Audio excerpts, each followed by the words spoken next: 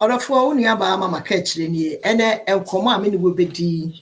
eye asem a eho hia pa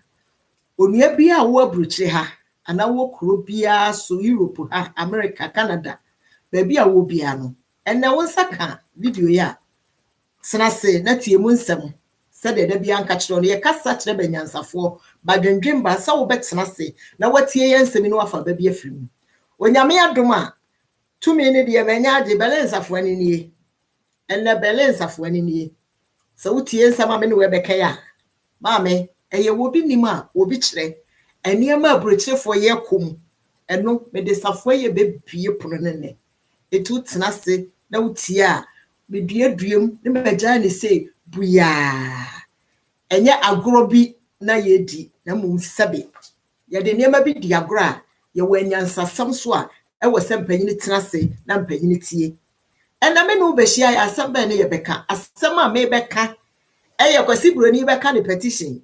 me so ma kuru kire nsem ene mpanimfo binom ene sebe anyansafo binom so a betie nsem a ye kan aba ene anyansade awum no eno ho ne nne jama abada wonoma me ne wo hia me ne wo beka ho asem sabe no hia se na ye bedi nkomo a ene eye nkomodie nyanto boase asem no edafam boko me chia me nuan mabrochirefo nyinara ante na obapa na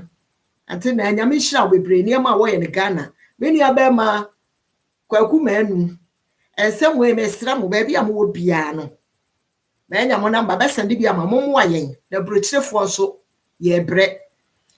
eyade ba ya asem a ena me de ba yi a me kan no odafo wa wo ti asem no enya menko ame yedie na se wotie nsem ya wo behu se boa me no mienu a yete abruchire ha eboa wo so wa wo te Ghana sabre wo ti asem no aba wo mu nti a ewo se eboa no osu benya firim mini anom ensem bebre na matwere ane me beyi na makomako die dikan Ghana ban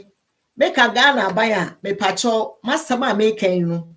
Ghana ban sebe enya na akufu ado Ghana abaye Ghana na mo ye wo man design abafo mienu a NDC ne MPP Ghana no benko ate se bruchire ha SPD and CDU aye Germany ha SPD ne CDU ene Ghana abaye sabre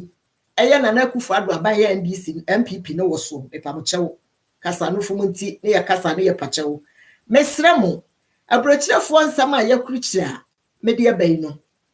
de adi kan ne say yete abrochire ha nnu mienu a yete abrochire enti ne me ka asemi ya wo mpanimfo bi nti abrochire abefra ba ho saba ye Ghana Unionfo na me bi sa nnu a wote abrochire ha say Ghana Unionfo abewa abrochire ha no efa say Ghana aban o ye budget ya de be na aban ye ma yeso abrochirefo de na aban ye ma ye ma ya ba wo abrochire ha number 1 no number 2 Ghana Union ho abrochire asam ban ne ho bisa Ghana aba ne say yaso yati abrochire ha no emwa ba ne pa ne Ghana aba no beti ndi aboa yen number 3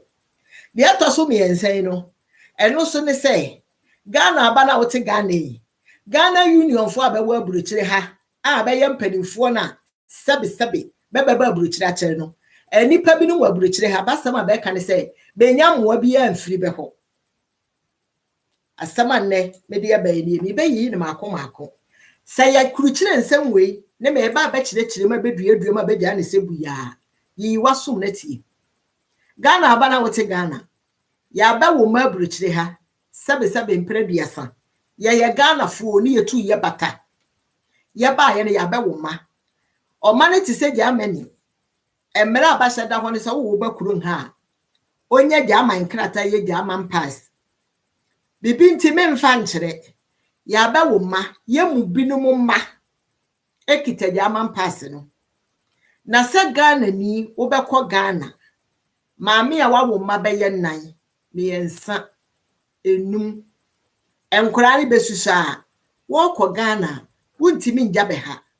ye kwa disa ye de ye meko na wura ho semunti anne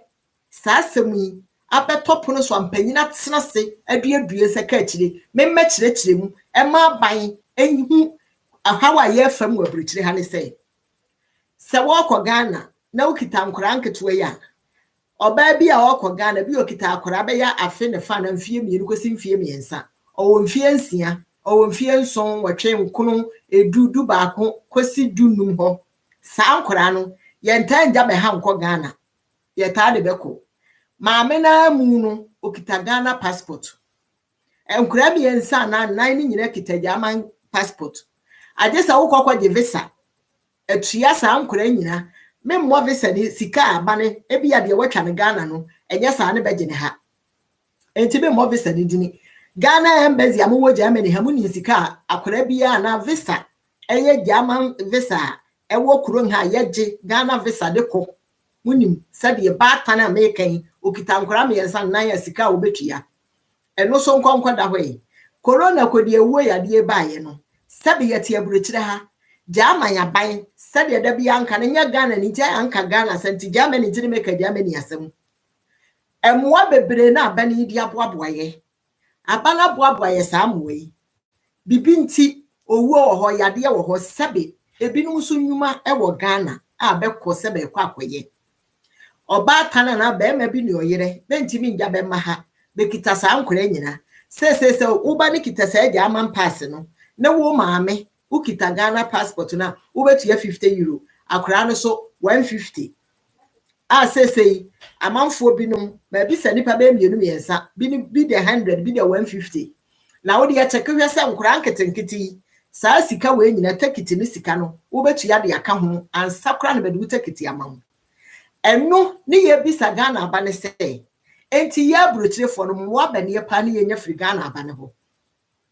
mini ya Ghana ne a woti asemi mpa totna se na ti asemi aba ewo mu no se de da bia nka nkwase se wo mu de emfa e kasa kire banyansafo badwendwemba enkora nketewa we no wo de bo kọ Ghana esan se bekita German pass nti wo ba ge visa wo betu ya se sika no wo maame na mu no ukita Ghana passport wo de wo nkwa ge visa bia wo betu ya €50 na eno ne mpanyini ani adofo bi de matena sese no kurani se ye tena se ayanhwe ha de a ne Ghana aba na osisi ye kire se ye te abrochire kuro na sabe enipa bi no afa amanfo ma be hyebe ba afa amanfo so a ba ma benwum abeye etiji satambia be firi hako na se koba ne saa na bi oye batani no na da bia sa ankora yi wo de boko abrochire ha bia ni adaje nti no wo bi ntimi nje wo ba bosome mienu bosome miensa nti ne sa ankora we nyina no se nipa na hwe na ode ne meyo kwa ne kire se ye sisie enu nti de abusua na adofo bi matena se Ghana aban menua Ghana ni a wote abrochire ha hwe niam Ghana aban de egu apono so yi se abrochirefo ye de bane enu wo enti me mama KaakyireFM me ne madofo ene metiefo panyansafo binum a ne betena se faadwene de yeso ye ka kire Ghana aba ne se wo se ye mana ya ba wo baburuchire ha no ye de ya dwene a yeso ye ka ne enti aba ne de so de beba no ne yeso ye tie se sabia mu sabia nyado e beto yeso ma nka akura ba wo na de afiri ne nkura bere ma akwasi mfie du nwotwe de a maame ne ya Ghana ni mpacho tie ha yie maame okita Ghana passport yes resen ka ne ba on je visa entuye sika e we so onya visa free kire say maame ne ya Ghana ni all continue on ne boko na mo nsa maame ne kita Ghana passport ana kuru a waso passport dia e dia wo no ma ne nyina ho ye Germanfo e wo se wutua na wutua wo ba de but dodo no so sabe ye nipa ye gu kuro ha wo hwe ne ma ekoso Ghana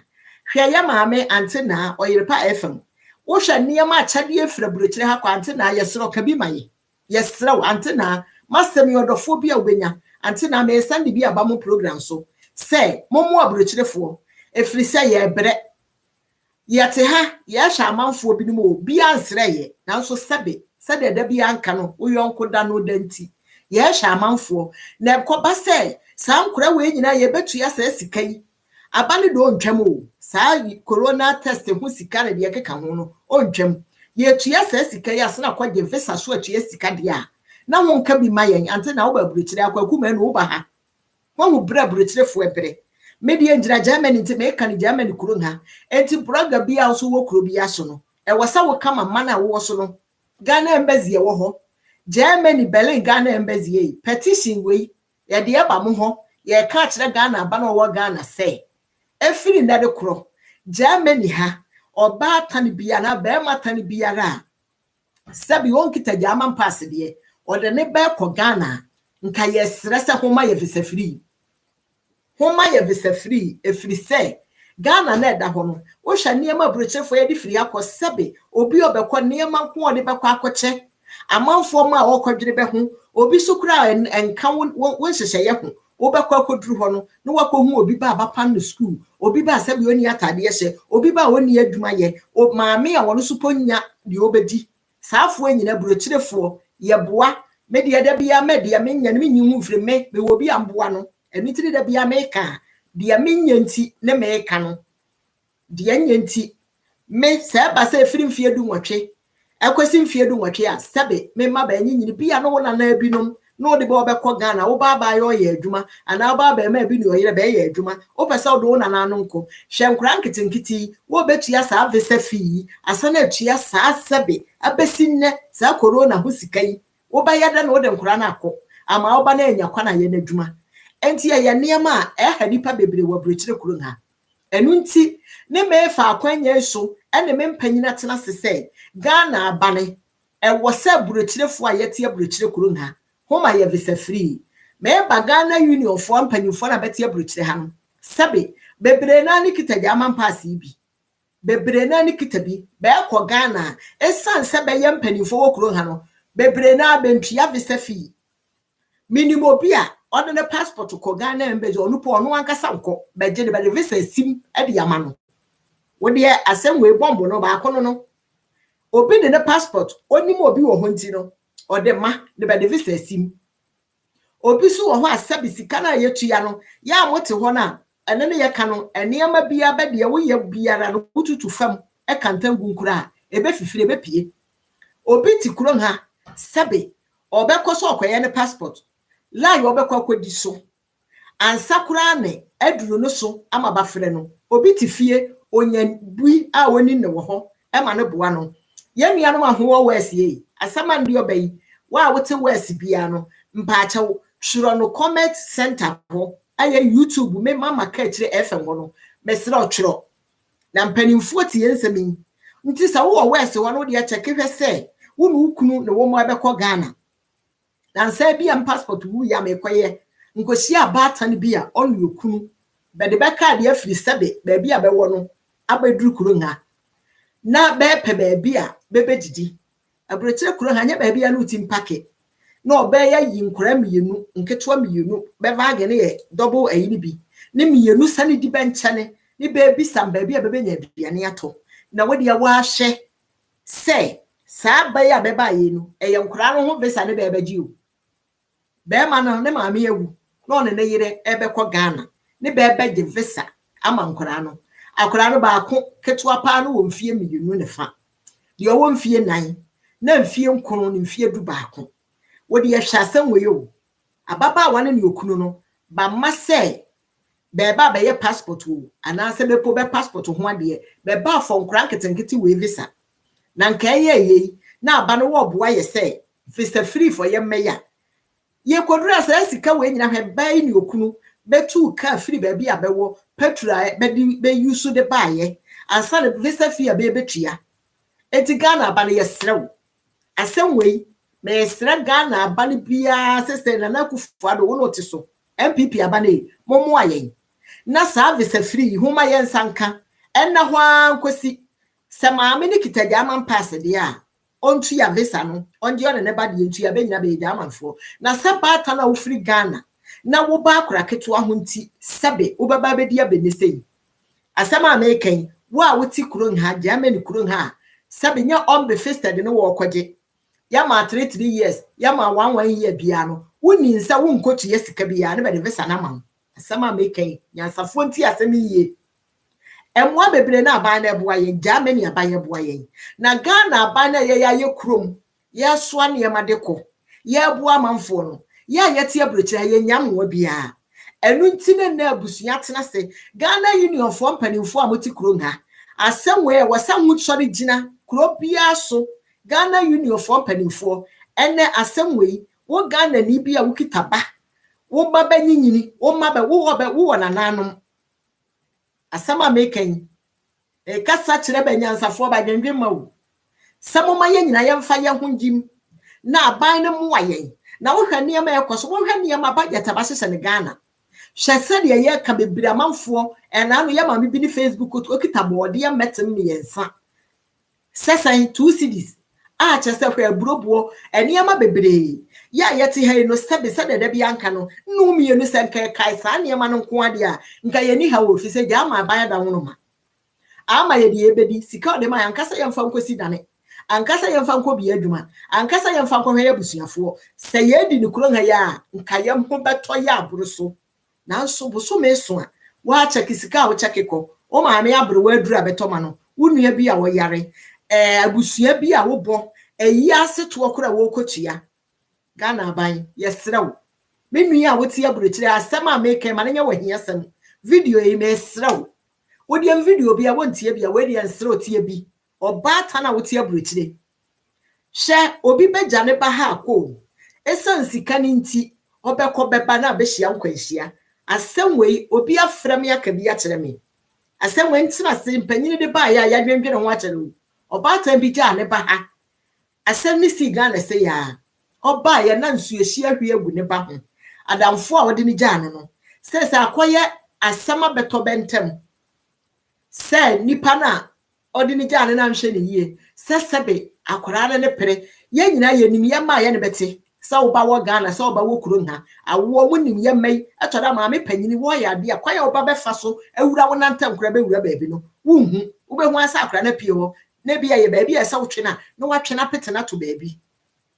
hwe se obi di ne ba gya wakọ Ghana na nsu ehia hwe agu ne so hwe aburokyira asem sa nipa ye kwanya aba na mane nanso ni nyina ne se de ye kese ye na sebe se nipa ne chake se o menje vesentue sika ebia yare corona ya abayiti sika no kura metua no mentua mi amani mba ne tikiti no bia akora wo mfie so metua tikiti ne half ode ne ba beko enti nko ode ne ba ne beko nanso ankoba ne saa Ghana Union panifo abeti aburochire be mo Ghana fo ton asema America wo nyansa de awunim sabe de be ni man so bi awu and the other panifo de animu but asem we ya wo say asema eye Ghana Union fo panifo enka wo se betena se ne beturo sa petition de Ghana aba ne say aburochire fo krade ya mo ne yenye fraba no ho Ghana aburochire fo wo a wote wa me bisa no wo ni me bisa kwahye no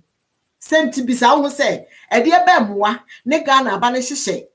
budget ana say aban baso a ya yete aburochire nya hwe box obefa kwei se ba sana tutu box no kra ba sana ye ne nketo eniema ye di gunya ye ni ye kodi nya ye ni ye kwahye ye de koche se me yanti ye bramfie be hwe force amanfo de yakeme me ni sika ande be ye sa eniema ne de yakọ eduru se si aso a kamenya nipa de amabe eye nhira ma me eye nhira ma de ode ba ye eye nhira ma ye man no sebe obi hu anaso medofo mama KaakyireFM ni o eye obi nima obi kire ya de sredie nie Europe fo ba biara wo me pesa wo so do ho bagim na waka asemi bia ma na to Ghana abanya sum enti uti aburochire ha wo so bo modena sa wo beti atem se de Ghana abane beti na aboaye na yeso ye ma ya be wo be ha no se de ma kire mu no ba ta na ukita German pass wo betu ya visa na maame ya wono nkita German pass de no kurani ena nkora no so kura nka nkete ne de e wo se Ghana abane ma yeje ye ma nka efrimfie du nwotwe de ba anyini nti anu de sa abra na akra na anyini sade ekuro nha wo banya mfie du nwotwe a de open hu bia wotinye abane no asam kra ne beto na abane ni wasem bisa no ye pesa de ni bi sam wo ba ma ya de nkora nkete no so visa free de amabe kwasi mfie du nwotwe no Ghana abane mama KaakyireFM ma de sredie nie asemi me de mpanyine ne tenase esusu hu me esra wo bibia wo tie me se ena wo saka video ya sende fama wunia odofo share video yi ebi asabre wadwene ye say wuni basebe wo ma nyinyini